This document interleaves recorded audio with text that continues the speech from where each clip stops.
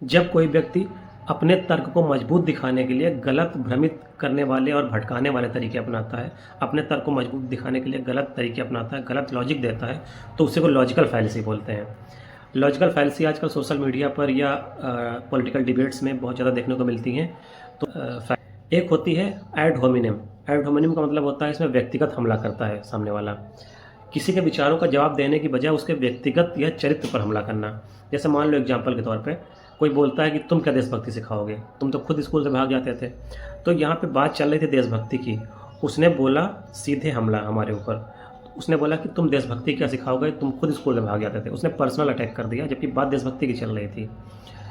इसमें विचार को नहीं, व्यक्ति पर हमला किया जाता है, विचार को छोड़ दिया जाता है, मतलब डिस्ट्रैक्ट होने का एक तरीका है।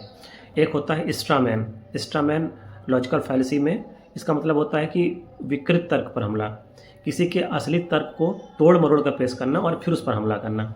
उदाहरण के तौर पे व्यक्ति ए है, व्यक्ति ए बोलता है कि हमें कुछ क्षेत्रों में सरकारी खर्च कम करना चाहिए, लेकिन व्यक्ति बी बोलता है तुम तो चाहते ही हो कि सब निजी हो जाए, सब गरीब होकर मर जाएं। तो देखो, व्यक्ति ए ने ऐसा कुछ नहीं बोला अलग से, उसने बोला कि सरकारी क्षेत्रों में जो कुछ खर्चा होता है वो कुछ सरकारी जो खर्चा होता है वो कुछ क्षेत्रों में कम होना चाहिए। लेकिन बी ने बोला कि तुम तो चाहते हो कि कम खर्चा हो, सब निजीकरण हो जाए, सब गरीब होकर मर जाए।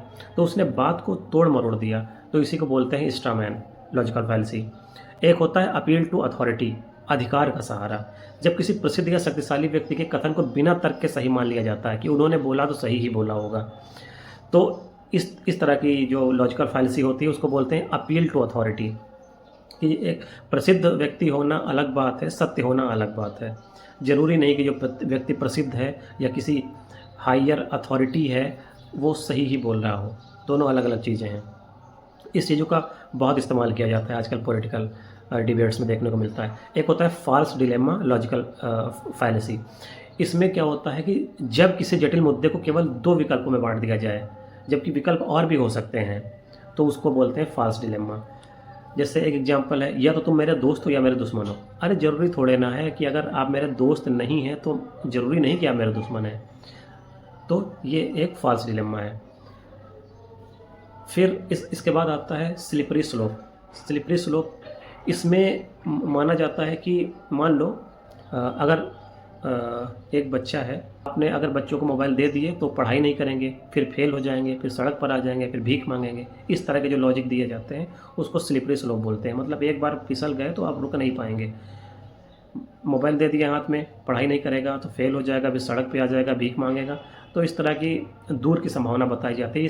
इसका सच्चाई से कोई लेना देना नहीं होता है। इस तरह के लॉजिक दिए जाते हैं, इसको बोलते हैं स्लिपरी स्लोप लॉजिकल फैलेसी।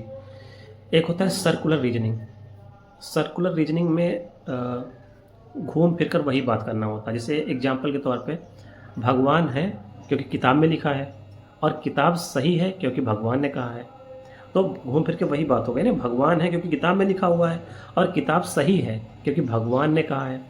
तो घूम फिर के एक ही बात को घुमाते फिराते रहते हैं। इसको बोलते हैं सर्कुलर रीजनिंग।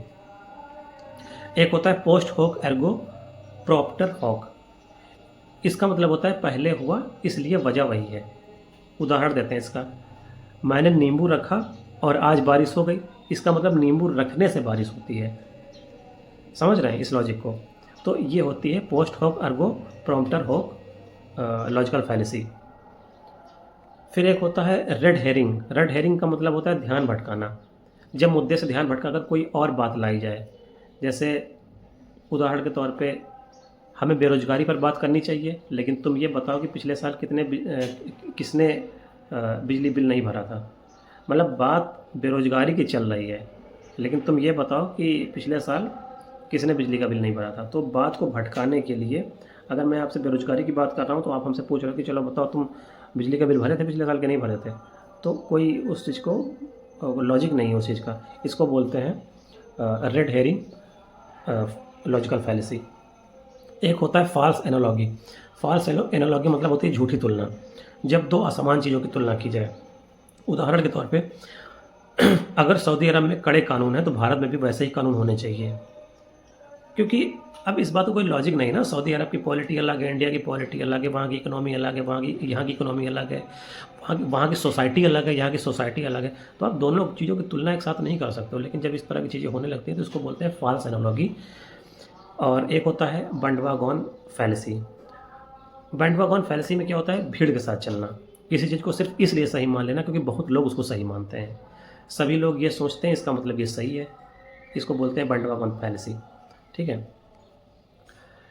एक होता है अपील टू इमोशन, भावनाओं से तर्क लेना। जब तर्क भावनाओं पर आधारित हो न कि तथ्यों पर। अगर आपने ये बिल पास किया तो मेरी माँ रोएंगी, यहाँ पे भावना जोड़ दिया, इसका कोई मतलब नहीं है। तथ्य और भावनाएं एक साथ नहीं चल सकती हैं। तथ्य तथ्य होता है, भावना भावना होती है। एक होता है हेस्टी जनरलाइजेशन, जल्दबाजी में निष्कर्ष निकाल लिया। कम या अपूर्ण जानकारी के आधार पर निष्कर्ष निकाल लेना, इसका मतलब है। उदाहरण के तौर पे मैंने 2 बार ट्रेन लेट देखी, मतलब सारी ट्रेनें लेट होती हैं।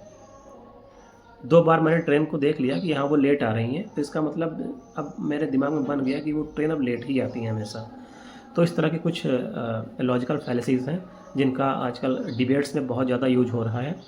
और अपनी बातों में फंसाने के लिए, सामने वाले को भ्रमित करने के लिए, कहीं का मुद्दा कहीं ले जाने के लिए आजकल इन लॉजिकल फैलेसीज़ का बहुत ज़्यादा इस्तेमाल हो रहा है।